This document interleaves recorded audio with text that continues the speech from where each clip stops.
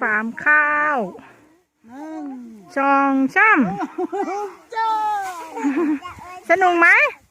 สนุกไหมสนุกชอบไหมย่อว้าวสไลเดอร์บนดอยว้าวว้าวว้าวจอนเดียวตีลังกา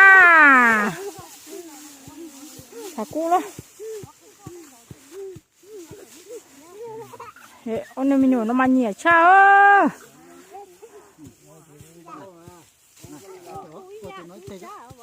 หนึ่งสองจ้ำโอ้เด็กน้อยชอบมากเลยให้ตาเล่นด้วยให้ตาตีลังกาสไลเดอร์มันใช่หรอ